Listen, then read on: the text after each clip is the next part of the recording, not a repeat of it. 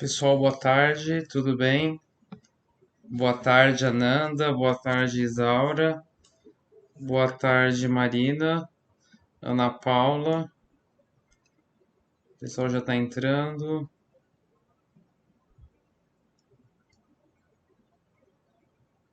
Thaís. Pessoal, boa tarde. Essa aula é uma aula que eu digo que todo médico deve saber. É a aula básica de emergências oncológicas, que todos os médicos na vida vão se deparar com uma emergência oncológica. Ainda mais agora que a gente tem muito paciente com câncer, epidemiologicamente falando. E vocês que vão se formar e dar muito plantão por aí, tá bom? Então, essa aula se divide entre neutropenia febril, síndrome da compressão medular e hipertensão intracraniana. A aula completa tem síndrome de cava superior, síndrome da lise tumoral e hipercalcemia da malignidade. Dessa vez a gente vai começar com uma pergunta. Uma pergunta simples. Vocês estão lá no seu plantão e estão ali fazendo residência, estão dando um plantãozinho e vocês se deparam com uma mulher de 60 anos, tem câncer de mama metastático e está fazendo quimioterapia e comparece ao seu plantão com queixa de febre, 39 graus, aferida e tosse produtiva. Qual é a melhor conduta? 1. Encaminhar imediatamente para a tomografia de tórax. 2. Solicitar punção lombar, o líquor. 3. Colher culturas, iniciar antibióticos em até 60 minutos. 4. Solicitar a avaliação do oncologista. Ou 5. Nenhuma das alternativas. Qual vocês colocariam? Depois eu vou falar ao final dessa primeira parte qual é a resposta certa. Podem chutar, à vontade.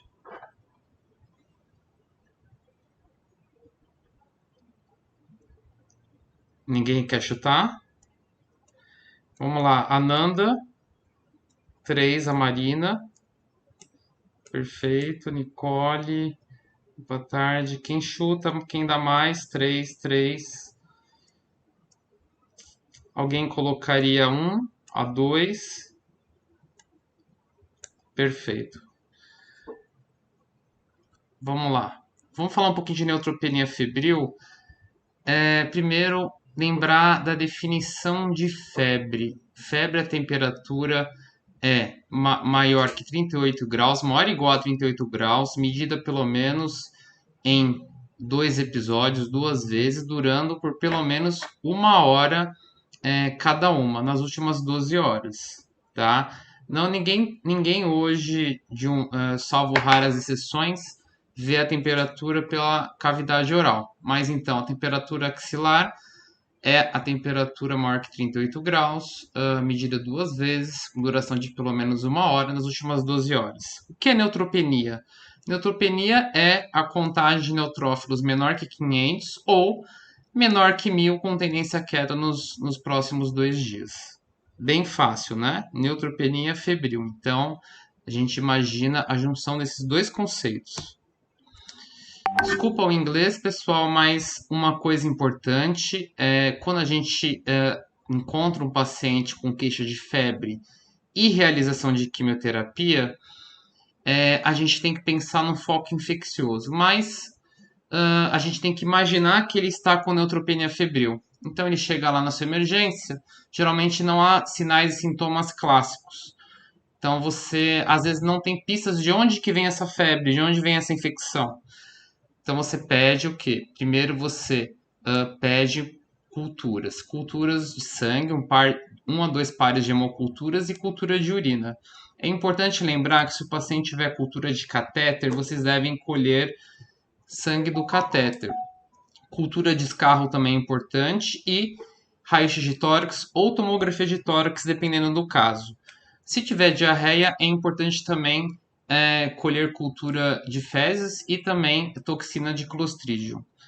Punção lombar não é indicada de rotina, a menos que haja sinais de meningite. Então, de cara, o paciente chegou, se ele estiver andando, estiver normotenso, não estiver ah, em, em sepse grave, em choque séptico, ele veio ali no seu consultório andando, ele tem os sinais vitais normais, você consegue já pedir para que seja feito tudo isso. Coloca ele no soro e pede as culturas.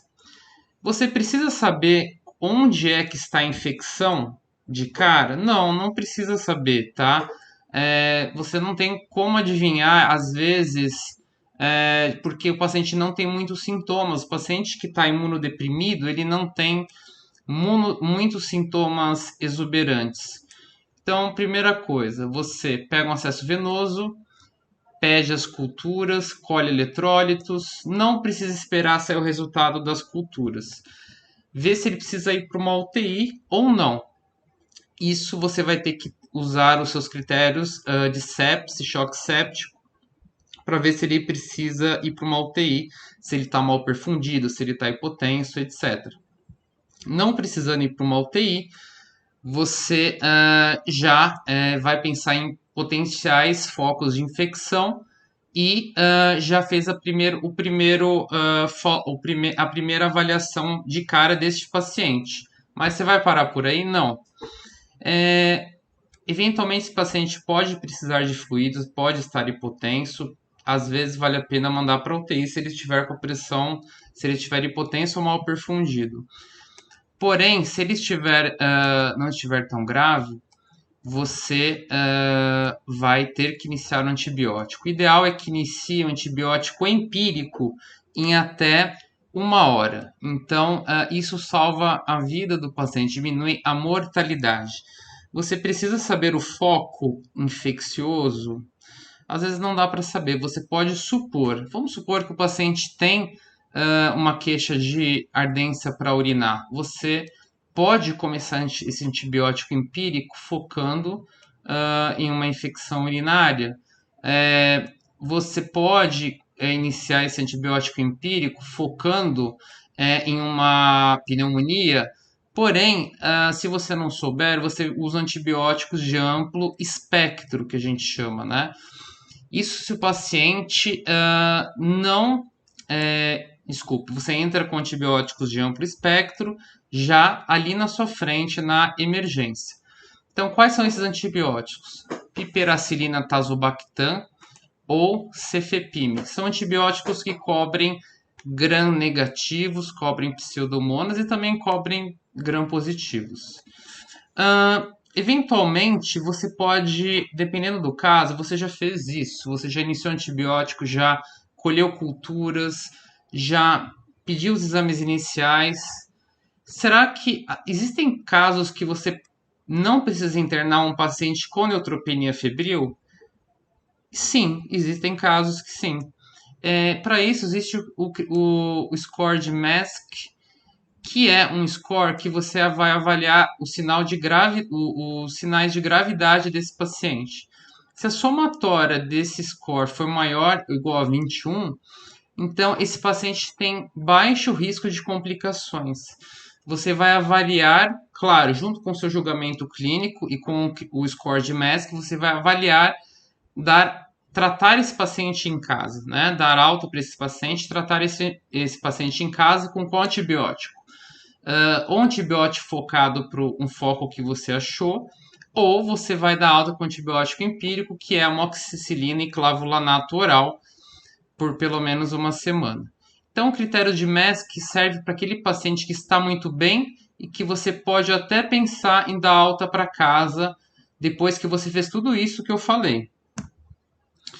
Então, o paciente que vem para vocês com febre na emergência, o ideal é que você consiga calcular o score de MESC. Se for baixo risco, existe alguma contraindicação para que ele seja tratado em casa? Você tem que pensar. Precisa chamar um oncologista? Não. Pode pensar em tratar em casa. Se for um paciente de baixo risco, de alto risco, desculpa, com critérios de MESC menor que 21, você vai ter que interná-lo e iniciar a antibiótico terapia empírica. Lembra do que eu falei? piperacilina, tazobactam, cefepime são os antibióticos que a gente mais costuma utilizar. Supondo que o paciente possa ir para casa, do lado esquerdo aqui, você tem que se assegurar que o paciente pode ter contato rápido com o hospital caso ele precise voltar. Bom, qual que é o básico que vocês têm que fazer? O básico que vocês têm que fazer quando um paciente chega na emergência é isso aqui. Identificar a neutropenia febril, tá? O paciente pode ter neutropenia febril. Colher o hemograma, mas não precisa esperar sair o resultado dos exames. Colher a cultura e iniciar o antibiótico, tá? De amplo espectro. Pronto, já fez uma grande coisa. Poucos médicos se lembram de fazer isso, tá bom? Não precisa esperar a cultura sair. Não precisa esperar nem o hemograma sair para iniciar o antibiótico. Basta a suspeita para que você entre com este tratamento empírico. Eventualmente, você vai pensar em, além desse antibiótico que cobre gram negativo, você pode pensar em fazer uma cobertura para gram positivo, para Staphylo aureus, por exemplo. Quando o paciente está com uma infecção de catéter, quando a cultura já vem positivo para gram positivo, quando a pele ou tecidos moles se mostram infectados, o paciente tem mucosite, e principalmente suspeitar infecção de catéter, você tem que cobrir gram positivo. Se o paciente vier grave, em choque séptico hipotenso, você deve também iniciar tanto um cefepime ou piperacilina tazobactam, mais a cobertura para gram positivo com vancomicina, por exemplo. Pessoal, voltando ao quiz então inicial que a gente fez, qual é a melhor conduta? Vocês acertaram. Número 3, colher culturas e iniciar antibiótico em até 60 minutos. Quais os principais erros na emergência que eu vejo os médicos cometerem hoje em dia? Primeiro, não lembrar de neutropenia febril. Esse é o primeiro erro, tá? Então, o paciente está fazendo quimioterapia, ele simplesmente esquece dessa aula e nem pensa em neutropenia febril. Um outro erro comum é esperar sair os exames, esperar sair os resultados e não iniciar um antibiótico no momento adequado. Esse é um segundo erro comum. E o terceiro erro comum é não iniciar o antibiótico correto. Se vocês viram que existem algumas opções de antibiótico, mas não é qualquer antibiótico que vocês podem entrar. Se vocês entrarem com antibióticos com uma baixa cobertura, os pacientes podem ficar descoberto e evoluir mal nas próximas horas. A neutropenia febril é muito comum em pacientes hematológicos com linfomas e leucemias e ela pode evoluir rápido para choque séptico e morte nas próximas horas, mesmo que o paciente venha bem, às vezes, e venha super bem no seu consultório, tá bom? Alguma dúvida? Alguém quer comentar alguma coisa no chat? Ninguém? Todo mundo entendeu tudo? Luana, Felícia, Daniela Zampier. Tá bom. Próximo tema, compressão medular. Mais uma perguntinha. Um homem de 70 anos vem com câncer de próstata, metastático para ossos, chega ao seu plantão com fraqueza de membro inferior direito, que evolui para paralisia de membros inferiores a 12 horas. Qual a melhor conduta? Ressonância completa de coluna e avaliação do neurocirurgião para avaliar descompressão de urgência e corticoide EV. 2. Radiografia de coluna lombar e corticoide EV. 3. Analgesia e avaliação do oncologista. 4. Tomografia de coluna e, se houver compressão, avaliação da radioterapia. E 5. Nenhuma das anteriores. qual que vocês colocariam? Podem chutar, tá? Ninguém está fazendo prova aqui. Então, um homem, né, de 70 anos, podem colocar no chat. 70 anos, câncer de próstata, metastático para ossos, super comum, com um quadro típico de compressão medular, tá? Aguda foi o fato de ele estar com uma fraqueza de membro inferior que evoluiu para paralisia, isso mostra uma piora aguda. Então, número 1, algumas pessoas colocaram, ou 4. Alguém mais quer comentar? Isso mesmo, 4, 1. Quem mais? Perfeito, vamos lá. Quem será que acertou, hein? Bom, a compressão medular é uma. Desculpa, deixa eu tirar meu gato daqui. A compressão medular é uma emergência oncológica que é negligenciada e esquecida pelos médicos da emergência, muito grave, que pode levar à perda permanente da função de membros inferiores, levar a paraplegia ou tetraplegia permanente se não for bem tratada a tempo. Pode ser primário ou secundário, ou seja, pode ser de uma metástase ou de um tumor primário que nasceu na coluna, certo? E os pacientes que geralmente têm compressão medular, eles têm tumores, ou é tumor de pulmão, câncer de mama ou próstata geralmente, mas também existem os linfomas, as leucemias, câncer renal. E às vezes a compressão não é em um lugar só, mas sim em vários lugares, tá? Geralmente se denota um prognóstico ruim. Não é um bom prognóstico ter compressão medular.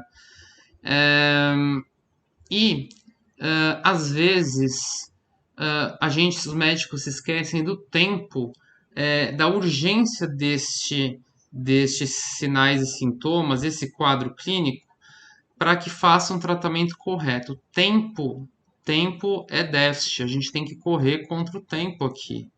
Por quê? Então, o paciente que tem compressão medular, ele tem uma neoplasia, tá? Se for tumor sólido, ou é mama, ou pode ser pulmão, ou próstata, ele geralmente tem uma dor nas costas que piora quando ele está deitado, tá?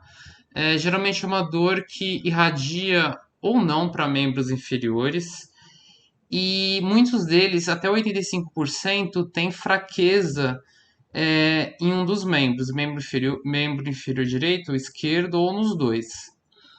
E sinais tardios de compressão medular são retenção urinária e perda da sensibilidade. Vocês entenderam isso? Sinais tardios. Então, se o paciente, qual que é a evolução típica, tá? Tem lá um tumorzinho na coluna que começa a comprimir a medula. Esse tumor vai crescendo, começa a ter dor lombar, dor ou em outra região da coluna, dor progressiva, irradia de repente para membros inferiores, evolui para fraqueza muscular, evolui para paralisia, que é a fraqueza completa, depois evolui para retenção urinária e perda da sensibilidade, essa evolução. Quando a gente chegou aqui na retenção urinária e perda da sensibilidade, geralmente é irreversível. Geralmente, tá bom? Geralmente irreversível, é muito tardio. Qual que é o manejo? O ideal é ressonância magnética de coluna total, se você tiver disponível. Ou se você não tiver, tomografia de coluna. Raio-X não adianta, você perde muito das imagens. Pelo menos uma ressonância ou tomografia. Tem alta sensibilidade e especificidade. E é importante lembrar que o paciente tem câncer. Então, uma dor lombar que vem evoluindo com o diagnóstico de câncer, você já pensa em compressão medular. Qual que é o tratamento inicial? Pensou em compressão medular, chegou ali na emergência, pede já para fazer a imagem, a ressonância de coluna total, inicia dexametasona EV, quanto? 10 miligramas EV em bolos, tá? Enquanto ele faz a imagem, você fez o diagnóstico, ele chegou em até 48 horas de déficit, você já pede a avaliação do neurocirurgião. Deixe esse paciente em repouso, tá bom? Deixe ele em repouso e se ele tiver muita dor, faz analgesia correta, porque a compressão medular dói muito. Imagina, é um tumor comprimindo um feixe de neurônios. A dor é intensa. Ou o paciente pode não ter dor muito intensa e te enganar. Mas lembre-se que você tem que deixar ele em repouso, fazer analgesia, fazer corticoide, imagem da coluna total e avaliação do especialista, neurocirurgião ou oncologista. O tratamento definitivo final é com o especialista, não é com o clínico geral, tá bom? Mas esse é o básico que você tem que fazer. Então, não se esqueçam desse diagnóstico. Qual que é a resposta do quiz? É a número 1, ressonância completa de coluna e avaliação do neurocirurgião para avaliar descompressão de urgência e corticoide EV. Por que, que a 2 está errada? Radiografia de coluna, esquece, você vai perder muito diagnóstico. Analgesia e avaliação do oncologista é muito pouco, você tem que fazer imagem inicial e o corticoide.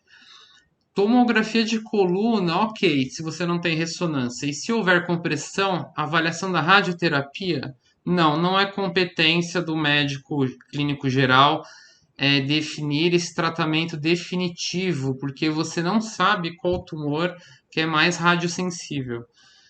Então, o básico é imagem, ressonância completa, avaliação do neurocirurgião e corticoide EV. Não esqueçam do básico, vocês já estão na frente de muitos e muitos médicos, colegas seus. Próximo e último tema, que a gente vai tratar de 3 hoje só, mas lembrem que a aula completa são 6 temas, é hipertensão intracraniana. Então, um homem de 35 anos chega no consultório de vocês, aqui está errado, é glioblastoma multiforme. Ele começou radioterapia de crânio recentemente. Queixa-se de cefaleia de forte intensidade, fotofobia e vômitos há 2 dias. Qual é a melhor conduta? 1. Ressonância de crânio, morfina EV, cabeceira elevada de antieméticos. 2. Radiografia de coluna lombar e corticoide EV. 3. Analgesia e avaliação do oncologista. 4. Exame de fundo de olho, cabeceira elevada, tomo de crânio, corticoide EV e avaliação da neurocirurgia oncologia. E 5.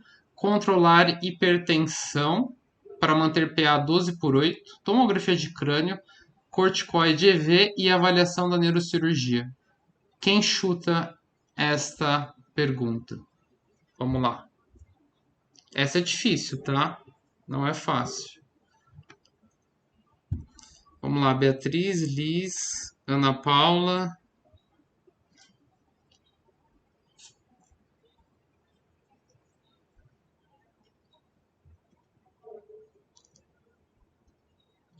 Isso. É difícil, eu sei que é difícil, tá? Tem várias respostas, alguns falando da 1, outros da 4, da 5, outros da 1 também. Vamos ver qual que é a correta? Então, o que é a impressão intracraniana? Lembre-se que daquela doutrina de Monroe-Kelly que o crânio é uma caixa isovolumétrica em que o volume é fixo, né? Uma caixa fixa com uma caixa d'água. Então, o que, que o cérebro faz para controlar a pressão dentro do crânio? Ele muda o fluxo venoso e o volume de líquor, tá certo? Porque se a pressão intracraniana ficar muito alta, o sangue que o coração bombeia não penetra no cérebro, tá? Isso leva à isquemia cerebral.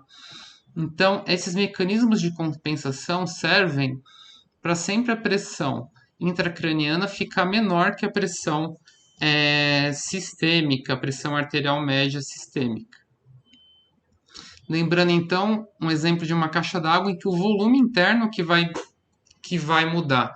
O líquido que está lá dentro que vai mudar, que é o líquor, que é o sangue venoso e arterial. É a única coisa que o cérebro consegue fazer para conseguir alterar o seu volume e você não ter isquemia cerebral. Então, vamos supor que existe um tumor cerebral. Tumor cerebral que está crescendo ali no seu paciente e o cérebro ele compensa essa pressão até um certo ponto. Depois a pressão sobe rapidamente e ele não consegue mais compensar. Então, isso é importante. Existe um limite até onde o cérebro consegue compensar essa pressão. Depois ele deteriora rapidamente, tá bom? E o paciente vai afundar rápido. Afundar como? Evoluir com déficit tanto pode ser déficit motor sensitivo, paralisia de par craniano e rebaixamento de nível de consciência, coma e depois óbito. Então, quais são os sintomas? Cefaleia geralmente noturna, ou que o paciente acorda, piora ao deitar, tá bom? Vômitos em jato, geralmente é difícil de a gente ver vômitos em jato, mas é bem descrito nos artigos. Edema de papila, se souber fazer fundo de olho é importante, você praticamente já consegue fazer o diagnóstico. Em casos muito graves, tá? Esse é um paciente de UTI, elevação da pressão arterial, bradicardia e bradipneia, aquelas tríade de Cushing, que é o corpo fazendo de tudo para manter a pressão intracraniana, a pressão de perfusão, né? Então, você tem um tumor cerebral que vem crescendo em volume e esse tumor vai ocasionando sintomas de acordo com o lugar que ele está comprimindo. Qual que é o estágio final? O estágio final é a herniação tronco cerebral, compressão do tronco cerebral, né? Herniação do únculo e compressão do tronco cerebral, que é o paciente que está em coma, que você vai ter que entubar, etc. Mas até lá o paciente vai mudando sinais e sintomas. Primeiro começa com essa cefaleia, vômitos, depois você vai ver que ele tem edema de papila, ele começa e pode ter uma paralisia de par craniano, depois ele vai rebaixando, tá? Dependendo do tumor, quanto mais rápido esse tumor cresce, mais rápido os sintomas progridem, tá bom? Se for um tumor sólido, mama, pulmão, não pequenas células, geralmente dá tempo de você pensar bem o que fazer, não é um crescimento tão rápido. Então, os cânceres mais comuns, pulmão, mama, melanoma, linfomas também. O que você faz? Tá? Primeiro, lembrar que o paciente pode ter hipertensão intracraniana. Chegou lá com você na sua emergência, no seu plantão, tem histórico de tumor cerebral, tem metástase cerebral, tá com dor de cabeça e vômito, primeiro, coloca em decúbito, tá? Mantenha a cabeceira a 30 graus, cabeceira alta. Evita hipertermia se ele tiver febre, evita hipotensão, pega um acesso venoso. Eventualmente você pode ter que fazer profilaxia para crise convulsiva. Colhe eletrólitos, hemograma desse paciente, manda ele para tomografia, tá? Manda ele para tomografia, viu que tem metástase cerebral com edema cerebral, a área de edema é aquela área mais escura na tomografia, então tem o tumor com uma área mais escura ao redor, que é a área de edema vasogênico, e você inicia corticoide. 10 mg de dexametasona, seguido de 4 de 6 em 6. Outras condutas aqui são pacientes mais de UTI, né? Mas é importante lembrar que o paciente com hipertensão intracraniana ele vai ter inicialmente uma hipertensão sistêmica. Então você não pode abaixar a pressão arterial sistêmica dele de qualquer jeito. Por quê? Porque o paciente tem 20 de pressão, 20 por 12, 20 por 13, 22 por 13. você tem que calcular a pressão arterial média desse paciente, que ela tem que estar entre 50 e 160. O ideal é que esteja aí pelo menos em 90, em 100 milímetros de mercúrio. Não pode, às vezes você deixar uma pressão 12/8 significa que o cérebro vai ficar mal perfundido. A pressão no cérebro fica maior que a pressão sistêmica. O sangue não entra no cérebro. Então você não controla agressivamente a pressão arterial. Às vezes essa hipertensão é só para o corpo conseguir perfundir, né, o mecanismo de defesa, perfundir o cérebro, certo? Então, quais as medidas iniciais? Você vai fazer o quê? Cabeceira elevada, acesso venoso, corticoide, tomo de crânio. Se confirmou que o paciente tem hipertensão intracraniana, você pede avaliação do neurocirurgião e do oncologista, tá?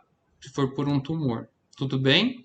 Existem várias causas de hipertensão, mas estou falando por tumor cerebral. Claro que dependendo do caso, o tratamento pode ser desde um tratamento cirúrgico até radioterápico, etc. Qual que é a resposta do nosso quiz? A resposta é a 4, tá? Fundos de olho, cabeceira elevada, tomo de crânio, dexametasona EV e avaliação da neurocirurgia e oncologia. Ressonância de crânio, morfina EV, morfina pode causar vômitos, nem sempre é o mais adequado. Ali não tem corticoide no 1. No 2, radiografia de coluna, nada a ver, né? 3, analgesia, avaliação do oncologista. Putz, até o oncologista chegar, você perdeu tudo isso que você poderia ter feito. Você interfere no prognóstico fazendo isso. Uma coisa básica, cabeceira elevada, hidratação, acesso venoso, eletrólise, hemograma e, fundamental, corticoide. Se o paciente tiver metástase com edema cerebral. Depois você chama um especialista, tá? Já fez o básico. Isso é do básico. Isso é um médico generalista. Tá bom, gente? Por hoje é só. Não vou falar hoje de síndrome de cava superior, mas gostaria de ouvir os comentários de vocês e se vocês gostarem e aprenderam. Estou olhando aqui o chat.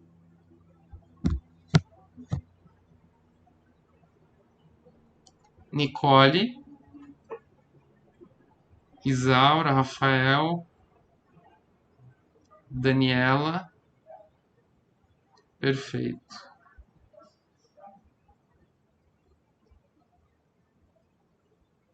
Obrigado, Ana. Obrigado, Rafael. Espero que vocês tenham aprendido. Curtam lá a nossa página, o nosso Instagram, Opinião Oncologia, a nossa página, opiniãooncologia.com.br e fiquem atentos